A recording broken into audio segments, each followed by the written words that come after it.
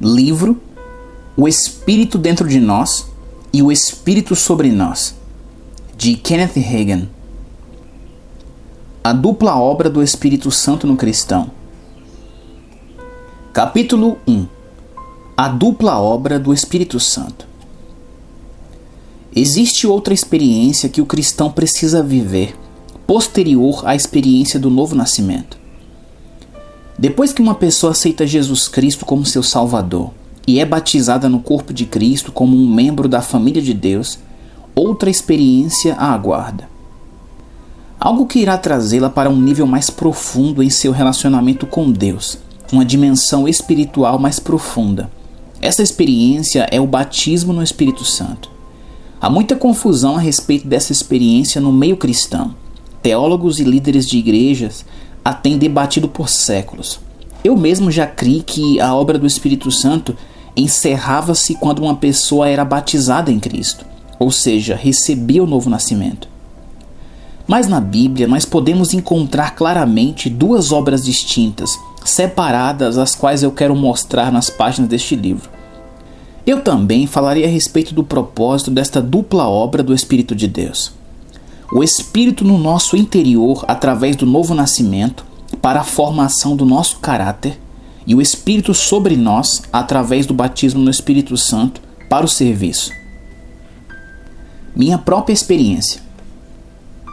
Eu recebi o Espírito Santo em meu novo nascimento, assim como você quando nasceu de novo.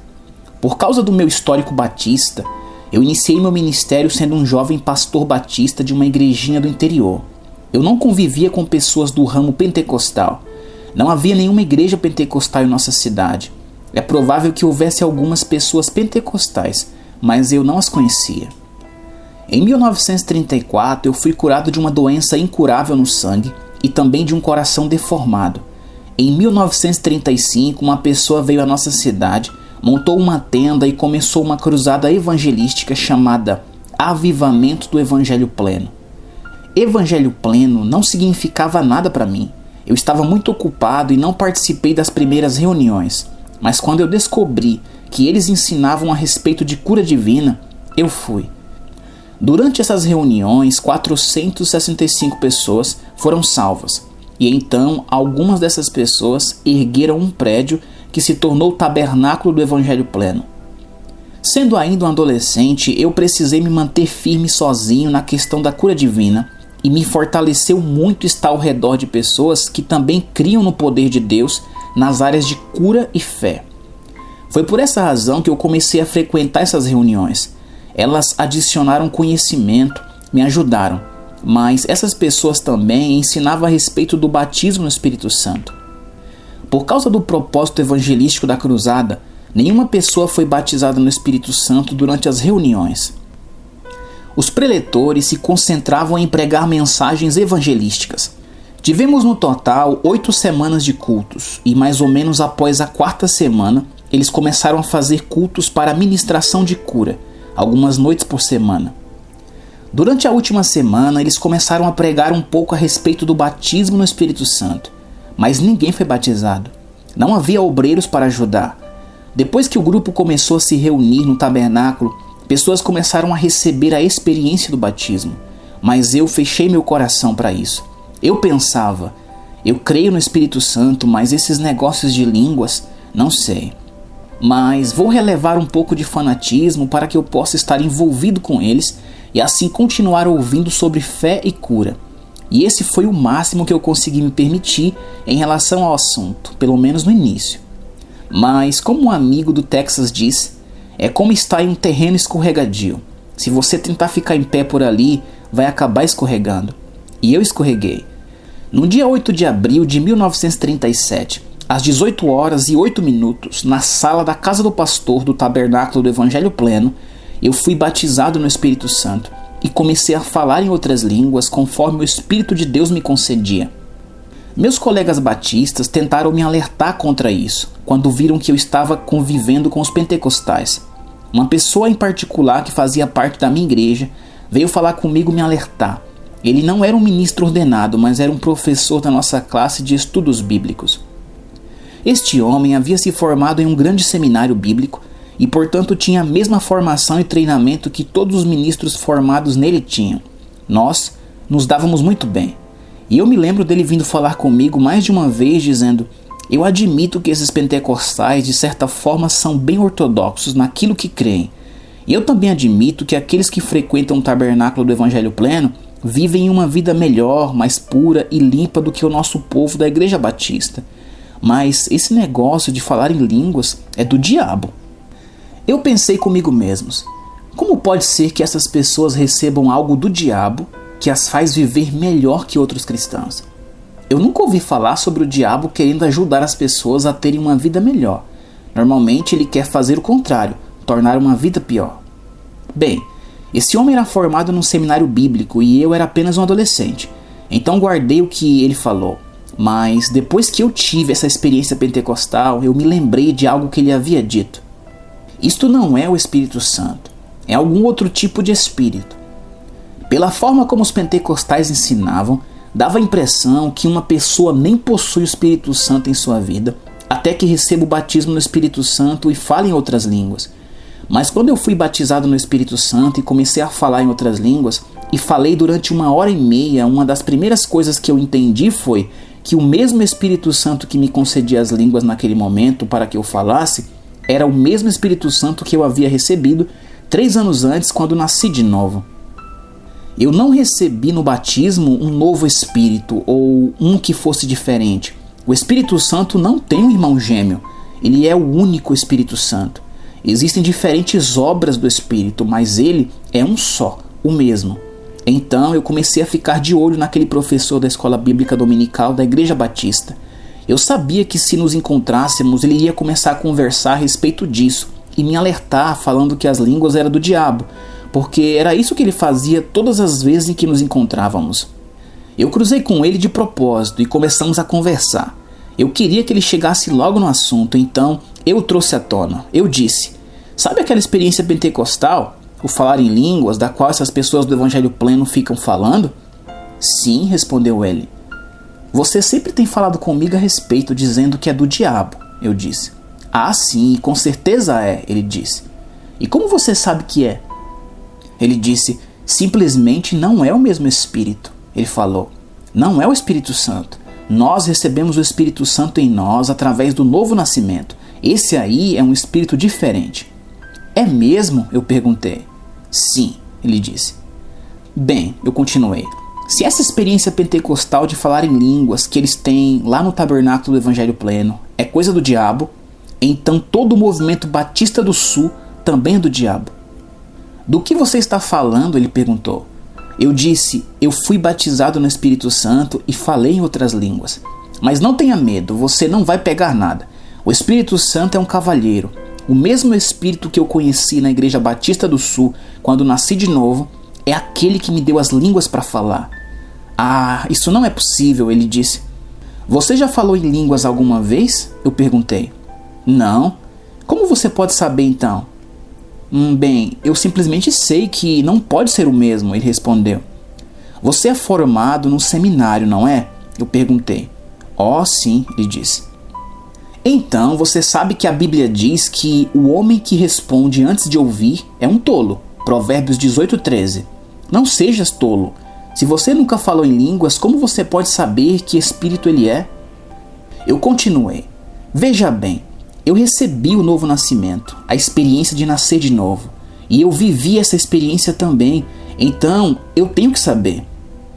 Eu tenho que pesquisar sobre isso. Ele gaguejou. Depois eu falo com você. Eu estou esperando por ele desde 1937. Ele nunca voltou para falar mais nada.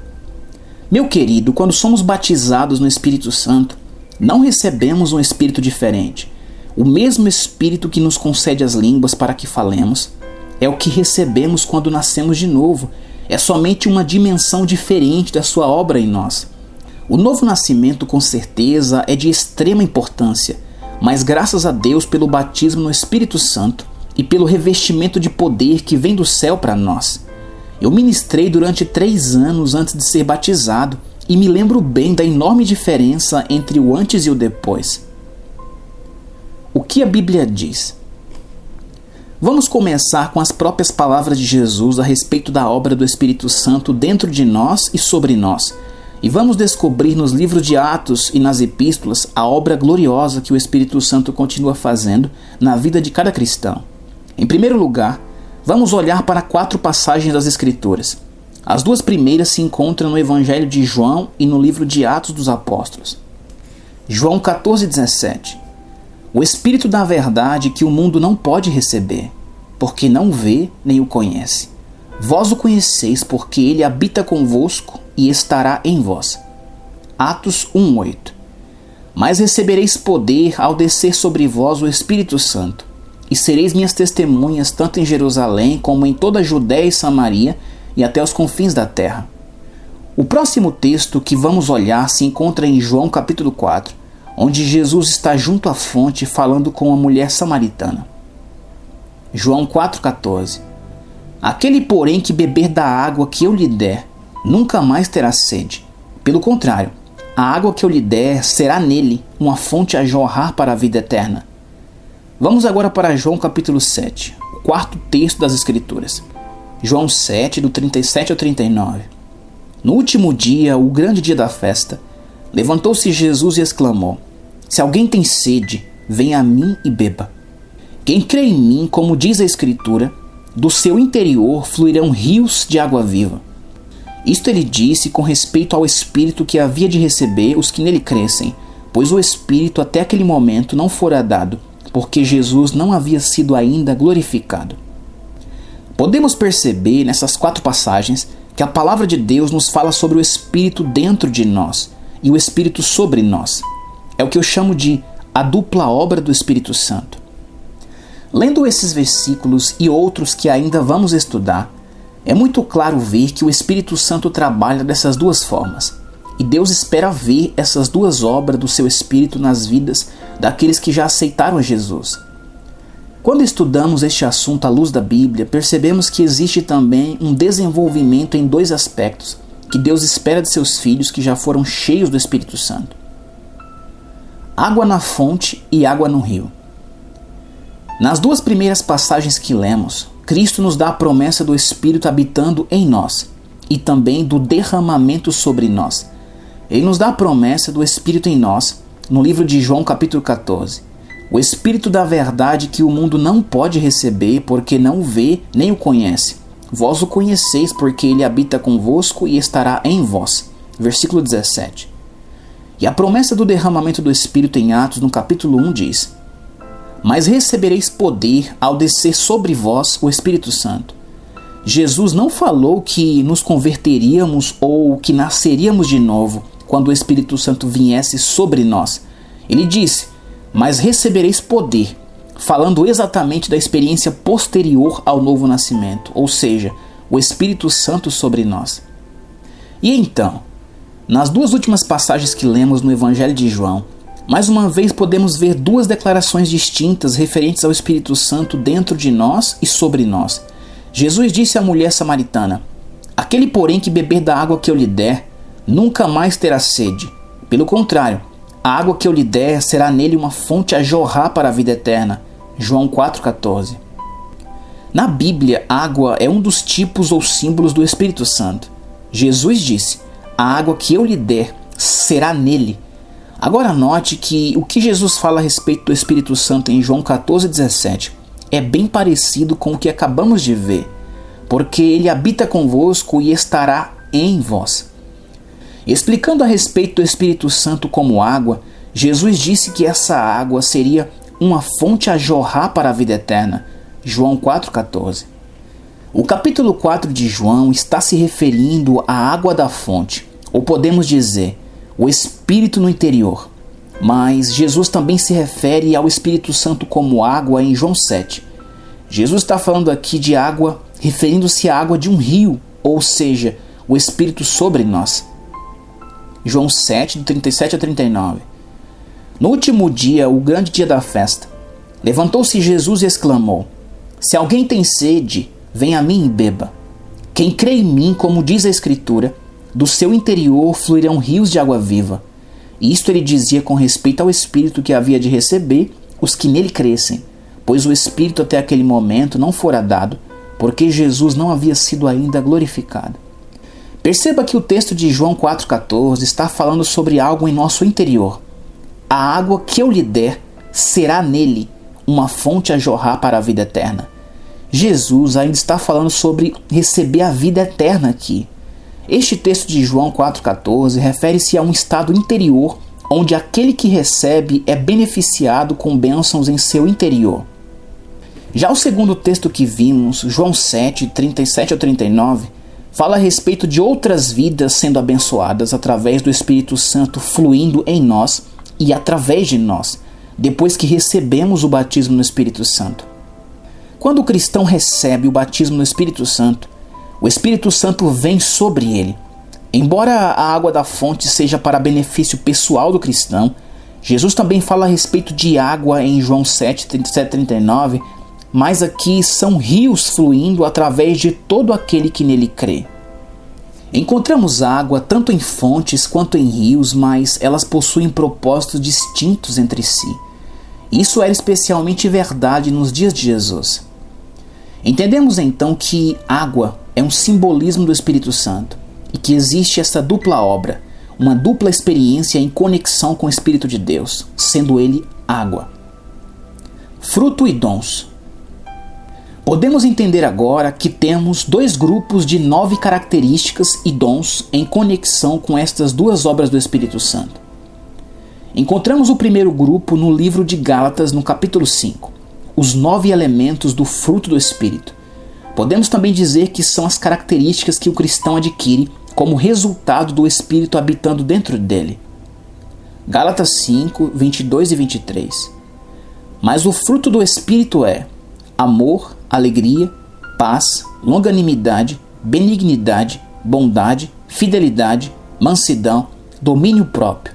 Contra estas coisas não há lei. O segundo grupo resume-se nos 9 dons e encontra-se no livro de 1 Coríntios capítulo 12. Eles são conhecidos como dons do Espírito. 1 Coríntios 12, do 7 ao 11. A manifestação do Espírito é concedida a cada um visando a um fim proveitoso, porque a um é dada mediante o Espírito a palavra da sabedoria, e a outro segundo o mesmo Espírito a palavra do conhecimento, a outro no mesmo Espírito a fé, e a outro no mesmo Espírito dons de curar, a outro operações de milagres, a outro profecia, a outro discernimento de espíritos, a um variedade de línguas e a outro capacidade para interpretá-las. Mas um só e o mesmo Espírito realiza todas essas coisas, distribuindo-as como lhe apraz a cada um individualmente. Os dons do Espírito Santo são dados visando a um fim proveitoso, 1 Coríntios 12, 7, ou seja, para que os cristãos possam abençoar outras vidas através dos dons. Baseado nessas duas passagens, podemos então concluir que o Espírito habitando em nós é para darmos fruto, e o Espírito derramado sobre nós para serviço.